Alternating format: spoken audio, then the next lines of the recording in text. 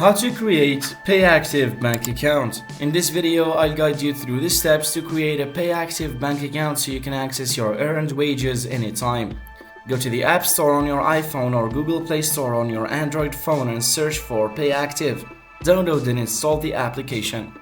Once the app is installed, open it to start setting up your account. Tap on Sign Up to create a new account. You need to provide your name, phone number, and email address.